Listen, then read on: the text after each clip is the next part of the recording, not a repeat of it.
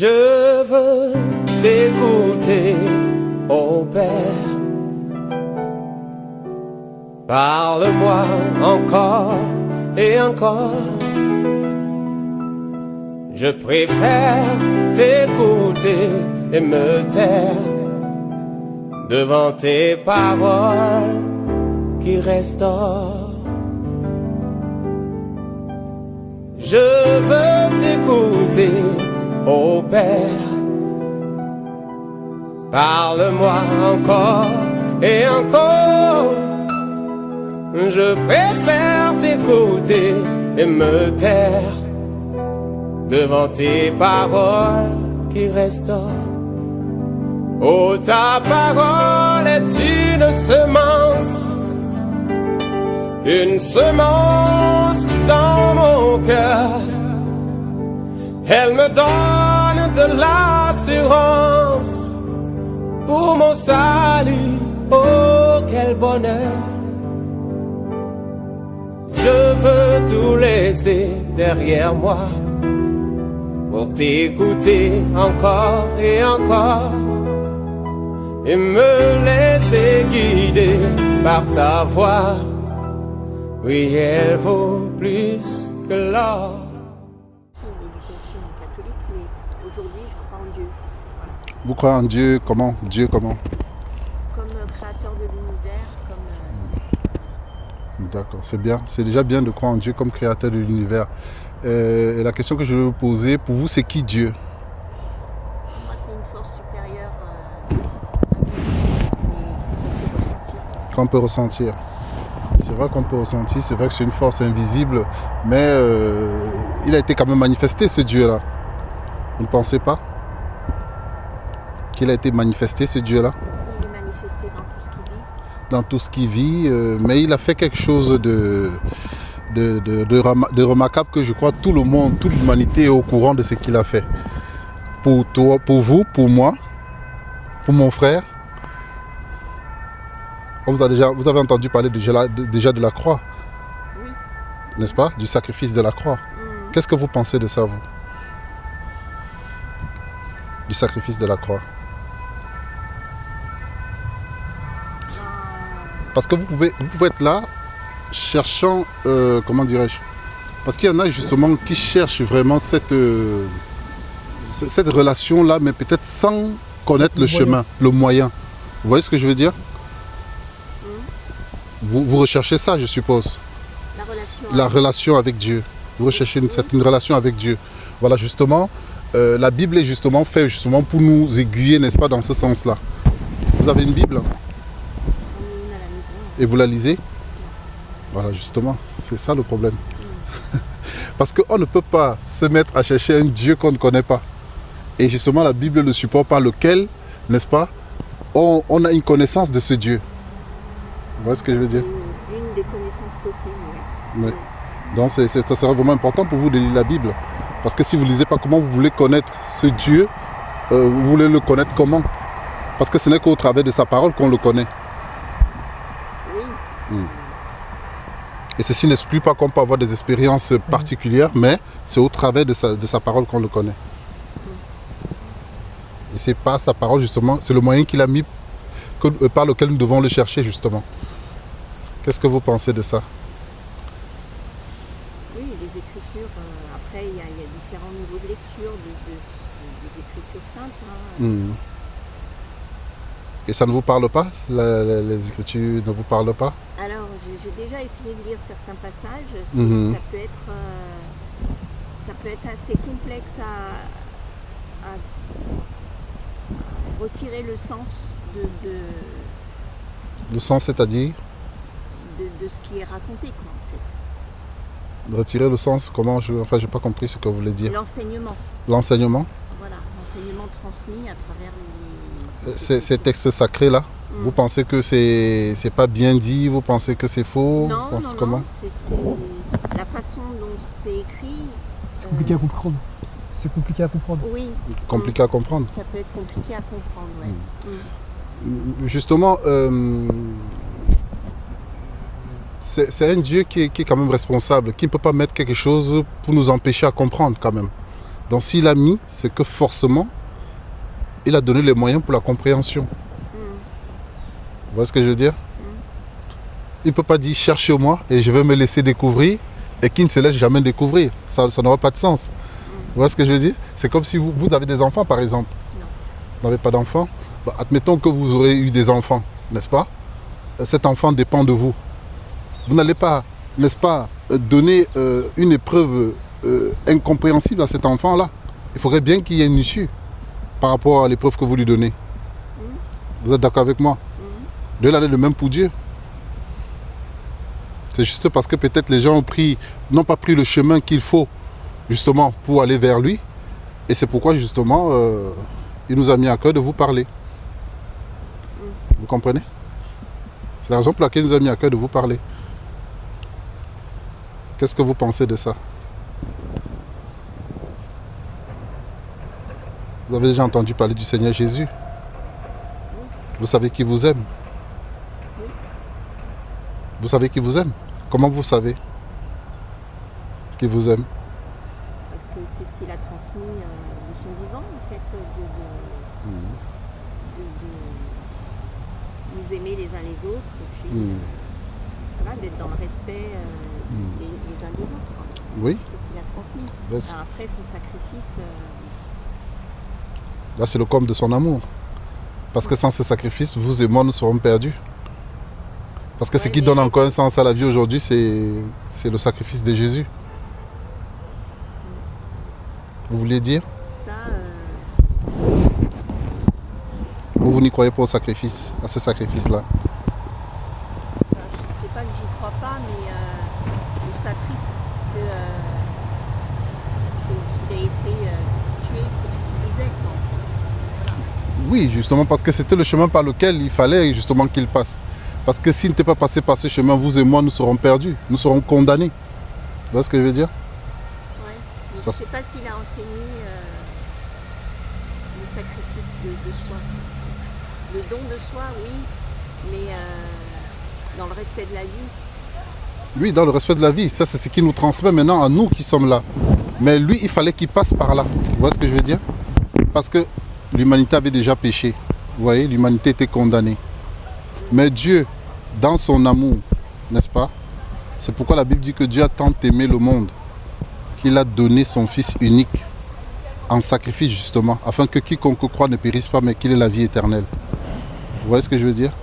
Il fallait que Jésus passe par là. Si Jésus n'était pas passé par ce chemin-là, vous et moi, nous serons perdus. Et en plus, il est ressuscité. C'est-à-dire, dans ce mot, il est mort, mais après, il a été ressuscité.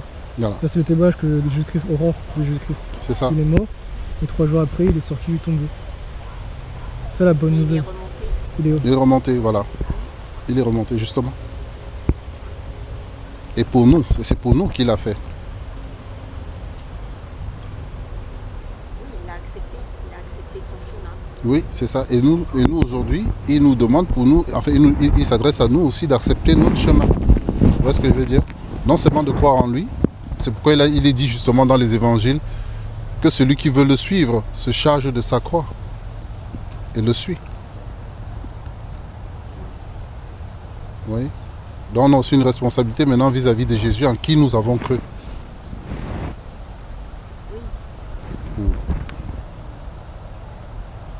Et toute la responsabilité. Il nous demande de nous charger de sa croix, je sais pas. Bah, Je sais pas. Le but, si le but de la vie c'est de souffrir, alors c'est quoi le sens? non, c'est pas de souffrir. Porter une croix, c'est beau. Non, c'est comment je peux expliquer ça? Quand on dit de se charger de sa croix, c'est que les difficultés auxquelles nous sommes soumis, d'accord, nous ne devons pas pécher parce que nous sommes soumis à ces difficultés-là. Vous voyez ce que je veux dire? Parce qu'il y a des gens qui pêchent aujourd'hui, peut-être parce qu'ils sont soumis à certaines épreuves de la vie et ils font tout et n'importe quoi. Vous voyez? Le Seigneur veut nous faire comprendre que même dans ces difficultés-là, nous ne devons pas franchir cette ligne qui est tracée. Vous voyez ce que je veux dire? Parce que lui-même, malgré qu'il a fait que du bien, il n'a reçu que du mal en retour. Vous voyez ce que je veux dire? Mais ça ne l'a pas empêché, n'est-ce pas, de continuer à faire du bien. Même à la croix, à l'agonie, à la croix, il a dit pardonne-leur, car ils ne savent pas ce qu'ils font. Vous Vous voyez ce que je veux dire? Nous, dans notre inconscience et dans notre immoralité, qui n'était pas alignée avec la parole de Dieu, nous avons tous péché. Parce qu'on ne savait pas comment marcher. Vous voyez ce que je veux dire? Et la Bible nous fait justement comprendre que Dieu, justement, quand il regardait la terre, les structures des pensées, des cœurs des hommes étaient tournées vers le mal en tout temps. Vous voyez ce que je veux dire? L'homme était incapable de faire du bien. Je pense qu'à Vous voyez? toutes les époques, il y a des personnes qui ont fait du bien et d'autres qui ont fait du mal. Hein. Oui, Et après, ça dépend de ce qu'on définit par bien ou mal. oui. Vous voyez ce que je veux dire? Oui. Donc justement, c'est pourquoi Dieu nous donne justement le support de la parole, justement pour que nous puissions vraiment définir ce qui est bien et ce qui est mauvais. Vous voyez ce que je veux dire? En soi, l'homme peut définir ce qui est bien ou mauvais, mais en ce qui est juste ou faux, ne relève que, n'est-ce pas, de la parole de Dieu. Vous voyez ce que je veux dire? Parce que pour qu'un homme définisse ce qui est juste, il faut qu'il passe par celui qui est juste. Et il n'y a qu'un seul juste, c'est Jésus. Vous voyez ce que je veux dire? Et c'est aussi pourquoi la Bible dit le juste vit par la foi. La foi au Fils de Dieu. Vous voyez ce que je veux dire? Autrement, on ne peut pas être juste. Je pense qu'il y a d'autres justes. Il n'y a pas que Jésus. Oui, par Jésus naissent des justes, justement. C'est au travers de Jésus que viennent des justes. En dehors de Jésus, il ne peut pas avoir de justes. Parce que c'est le seul sacrifice qui a été agréé par le Père.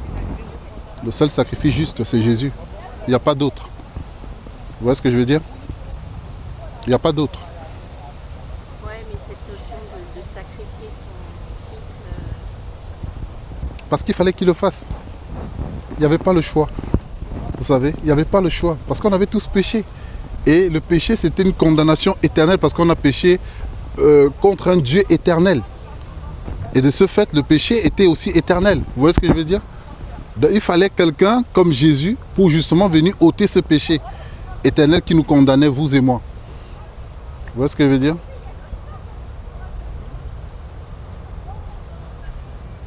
Il le fallait. Autrement, on était tous perdus. Parce que même à l'époque de Jésus, il y a des gens qui faisaient le bien. Hein. C'est tout. Hein. à l'époque de Jésus, il y en a qui faisaient plus ou moins du bien ou du mal, enfin peu importe. Mais je vous parle de ce qui est juste. Parce que tout le monde avait péché. Tout le monde avait péché. Si déjà vos parents qui vous ont mis au monde ont péché, forcément ils vous ont transmis le péché. De par leur manière, de par l'éducation qu'ils vous ont transmis, si déjà la leur n'était pas juste, forcément la vôtre ne sera pas juste. Vous comprenez? Parce que les femmes, Il faut voir qu'on définit comme péché. Hein. Voilà, justement, c'est pourquoi il faut lire les Saintes Écritures. Parce que ce que je vois aujourd'hui, c'est que beaucoup de gens, entre guillemets, vont souvent dire « Ouais, je crois en Dieu, je crois en Dieu ». Oui, même les démons le croient. Même les démons croient en Dieu. Ils croient que Dieu existe. Croire que Dieu existe ne suffit pas. Vous voyez ce que je veux dire? Après, il faut le matérialiser dans sa vie. Voilà, il faut le matériel. Exactement. Et on ne peut que le faire par le moyen du Seigneur Jésus-Christ de Nazareth. Vous voyez ce que je veux dire? Ce n'est que par son moyen qu'on peut le faire. C'est une des sources de foi. Il y en a d'autres dans le monde. Il y en a d'autres. Mais il n'y a qu'une seule foi. Oui, mais Une autre façon mais qui n'est pas le droit chemin, on est bien d'accord. Parce qu'il n'y a qu'une seule foi juste, celle de Jésus-Christ de Nazareth. Il n'y en a pas deux.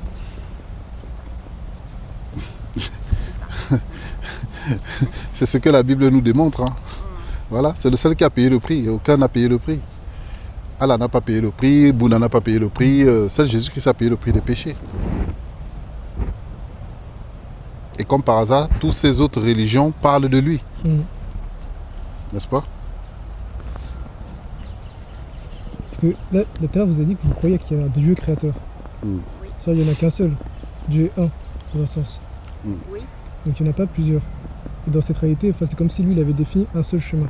Parce que étant unique, étant un, bah en fait, ce qu'il veut, c'est qu'on choisisse un seul chemin. Pas qu'on a comme plusieurs, en fait, comme chemins différents. C'est Et ça. le chemin que lui, il a défini, c'est à travers lui qu'on appelle son Le chemin fils. qu'il a défini, c'est l'amour. Donc l'amour sous toutes ses formes. Sous toutes ses... À partir du moment où la personne, justement, fait du bien autour d'elle, quelle que soit, pour moi, quelle que soit la voie qu'elle emprunte, elle est dans le chemin de Dieu. Elle est dans le chemin de Dieu. Même si elle n'a pas choisi la voie Jésus. Non, ce que vous devez comprendre, c'est que vous devez comprendre une chose. On n'est pas sauvé par les œuvres. Il y a beaucoup de gens qui peuvent faire du bien autour de soi, aider les nécessiteux, mais ce n'est pas par ce moyen qu'on est sauvé. Non, détrompez-vous. Ce n'est que par le sacrifice de Jésus-Christ qu'on est sauvé. Il n'y a pas deux moyens de salut. Vous comprenez? Il n'y a pas deux moyens de salut. On n'est pas sauvé par les œuvres. Ce n'est pas par les œuvres qu'on est sauvé. Je pense que Mais les bonnes choses que les gens font, justement, est aussi définies par la parole de Dieu. C'est bien de faire du bien à son prochain. C'est ce que la parole de Dieu dit. Vous voyez ce que je veux dire? Mais ce n'est pas ça qui nous sauve. On est sauvé parce que Jésus-Christ a payé le prix à la croix. Vous voyez ce que je veux dire? Et maintenant, toute personne qui met sa foi dans le Fils de Dieu a la vie éternelle. C'est ce que la Bible déclare. Ce n'est pas parce que tu aurais fait les bonnes œuvres, non. Maintenant, quand tu es sauvé, la responsabilité qui t'incombe, justement, ce sont ces bonnes œuvres-là. Parce que nous sommes sauvés, et après, nous sommes conduits à faire des bonnes œuvres. Vous comprenez? C'est de ça qu'il est question. Je vous appelle comment? Moi, c'est le frère Christian. Pascal, enchanté, Pascal. Moi, c'est Saïkou. Ouais, c'est le frère Sekou. Enchanté. Je vous trouve très pensive. Il y a une situation que vous traversez difficile? oui, oui, oui. Parce que c'est ce que je ressens. Oui, je suis en difficulté en ce moment, ouais. Une difficulté de quoi? De santé, de travail, de santé surtout. Ouais. De santé. Vous souffrez de quoi? D'un épuisement général, et puis de perte de sommeil, et puis d'un affaiblissement. D'un affaiblissement? Ok. Et vous voulez que je prie pour vous? Oui, je vais prier pour vous. Vous vous levez, je vais prier pour vous. Enfin, c'est ce que je ressentais. Vous passez un moment un peu difficile. J'ai juste besoin de vos mains. Père éternel, notre Dieu, notre roi, Seigneur Jésus-Christ de Nazareth. Père, toi qui es venu à la croix porter tous nos péchés, toutes nos maladies, nos infirmités. Seigneur Dieu de gloire, je viens au-devant de ton trône de grâce avec ma soeur Pascal. De la présenter, Seigneur. Toi seul tu es Dieu, tu connais ce qu'elle traverse en ce moment. Je te prie, Seigneur Dieu de gloire, pour sa vie. Et j'implore ta grâce et ta miséricorde, Père, dans sa vie. Que, quel que soit ce qu'elle peut traverser en ce moment, Seigneur, tu es tout puissant. Tu es Dieu qui a créé toutes choses. Et toute chose t'est soumise, Seigneur. La maladie n'est qu'un nom. Et la Bible déclare que tu as reçu le nom au-dessus de tout nom. Je te prie au nom de Jésus-Christ de Nazareth, que quel que soit ce qu'elle traverse, ô Père Dieu de gloire, pas que tu lui accordes de la grâce. Et que ces choses soient ôtées dans sa vie, au nom de Jésus-Christ de Nazareth. J'implore ta grâce et ta miséricorde, tendre Père. Je te prie, Papa, que cette fatigue quitte sa vie maintenant. Que cette fatigue quitte sa vie maintenant, qu'elle retrouve la vigueur, qu'elle retrouve la santé. Oh Père, je te prie de la restaurer totalement. Restaure-la, Seigneur Dieu de gloire. J'implore ta grâce et ta miséricorde, Seigneur, au nom de Yoshua Hamashiach, notre Seigneur et Sauveur. J'implore ta grâce et ta miséricorde, Père. Restaure ma soeur Pascal. Restaure-la, Seigneur, mon roi, pour la gloire de ton nom, Père. Qu'elle témoigne de ton nom. Qu'elle témoigne de ta gloire, Seigneur Jésus-Christ de Nazareth. Père, merci, merci. Parce que ce n'est pas en vain que tu nous as fait passer par ici. Ce n'est pas en vain que tu as permis qu'on lui parle, Seigneur. Oh Père, qu'elle découvre une autre facette de toi. Oh Père, je te prie de te révéler à Pascal comme le seul, unique et véritable Elohim. C'est toi, Père éternel, Yoshua Hamashiach, Jésus-Christ de Nazareth, notre Seigneur et Sauveur. Je te prie Seigneur, je te prie Papa, je te prie de la restaurer totalement.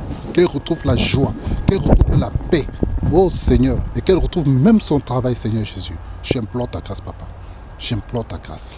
Au nom de Jésus-Christ de Nazareth. Amen. Que le Seigneur vous garde, Pascal. Vous témoignerez son nom. Vous le croyez? Comment? Est-ce que vous croyez que vous allez témoigner son nom? Peut-être vous avez souvent entendu parler, mais maintenant, ça va être réel pour vous. Vous le croyez? Vous croyez que Jésus-Christ est le Fils de Dieu? Est-ce que vous le croyez? On est tous les fils et filles de Dieu. Voilà. Est-ce que vous croyez que Jésus-Christ est le Fils de Dieu? Est-ce que vous croyez qu'il est mort à la croix pour vos péchés? Je ne sais pas. Vous le...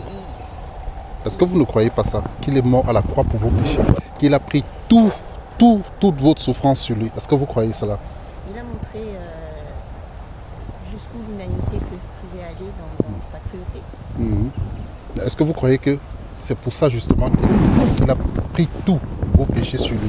Est-ce que vous croyez cela? Si vous le croyez, c'est pour vous. Est-ce que vous le croyez? Quand vous dites si vous le croyez, c'est pour vous, ça veut dire quoi? Ça veut dire que cette grâce vous est octroyée.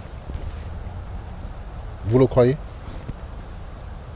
Il est venu pour montrer quelque chose à l'humanité, oui. Donc vous le croyez? Gloire au Seigneur. Et ma prière qui se révèle à vous. La prière qui se révèle à vous. Il vous arrive de prier souvent? De temps en temps. Il faut prier. Et prier et invoquer ce nom-là, Jésus-Christ de Nazareth. N'ayez pas peur d'évoquer ce nom, parce que c'est lui. Et je suis convaincu qu'il va vous rencontrer. D'accord? Et votre vie ne sera plus la même. Vous le croyez? Est-ce que vous croyez qu'il est capable de tout? Est-ce que vous croyez que c'est en vain que nous sommes là? C'est pas un hasard. Voilà, c'est pas un hasard, on est d'accord. C'est pas un hasard par rapport à ce que je vis. Mais pour moi, il y a plusieurs. Il y a l'énergie de Jésus, oui,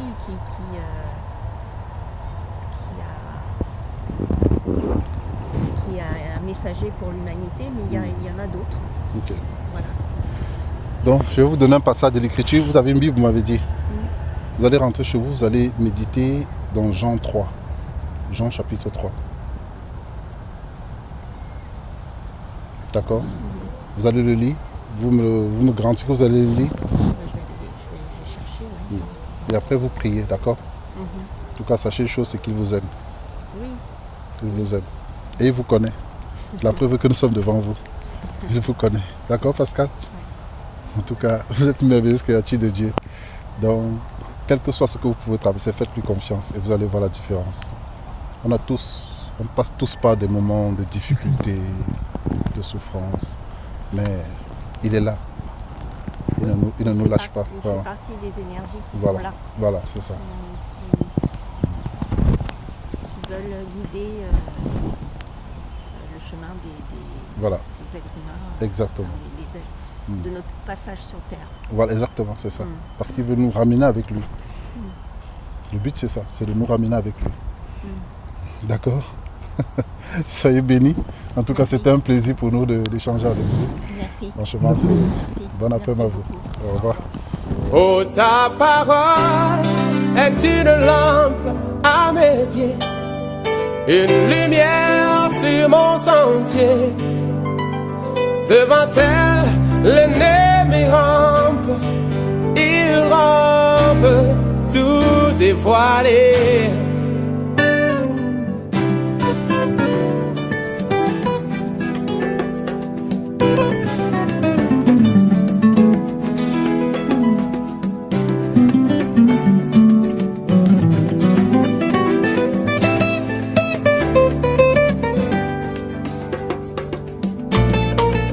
Nous avons longtemps compté sur notre propre sagesse, mais enfin, parle-nous, ô Père, nous t'écoutons. Ta parole vaut plus que l'or, Elle vaut plus que l'or. oh Dieu, ta parole me restaure.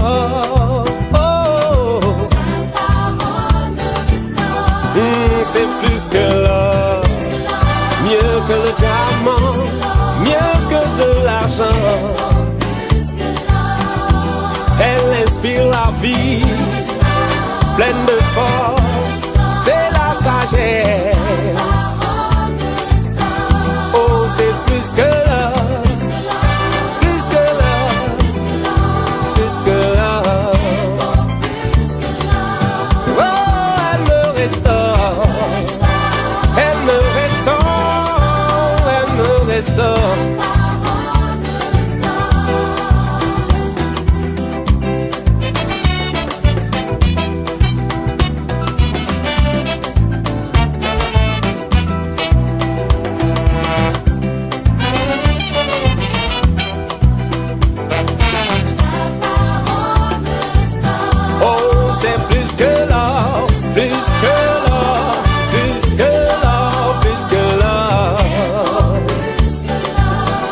ta parole